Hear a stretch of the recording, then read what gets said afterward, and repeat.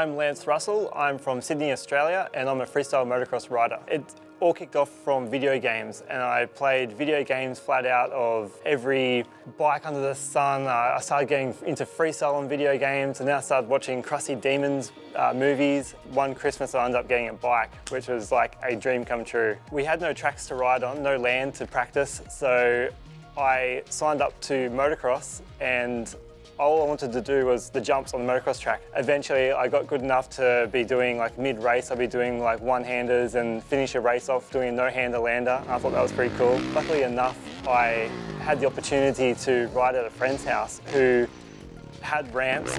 One day he said, "Do you want to have a go at your first ramp jump?" And I said, like, hell yes. So New Year's Day 2007 was my first time ever hitting a ramp. We were doing videos for the FMX tour, and I asked Joel Rayner, who was running the show, if I could take part in it and compete. I had no tricks. I had 3 tricks, and I'd do the jump, barely make it, freak everyone out that I even did the jump, and then go out and I did my first seat grab Indian air, trying to cross my legs, barely crossed them, but that was like my first competition ever. I did that, and that was like, I thought I made it. I was like, that was everything I wanted to do in my life. I could like park the bike up, and that was me done just for the day.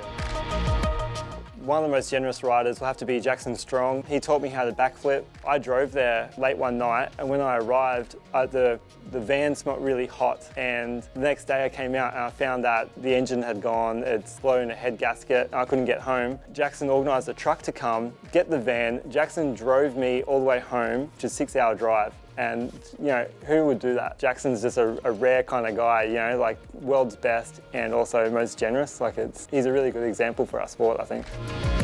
X Games is the Olympics when you're a freestyle motocross rider. That's where you want to be.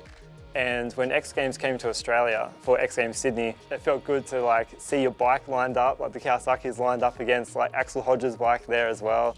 And I did one whip where it nosedived quite a bit. I fell on top of the handlebar, so I felt it, my ribs break straight away as I hit the ground. I get up and cheered, and even my hands coming above my head, I was like, yep, that hurt. The race safe crew, they strapped my ribs up before I went out there, and it actually held my ribs together. So I head out there and I think there's only 3 jumps to do, get through your 3 and you're done. That's your life goals complete.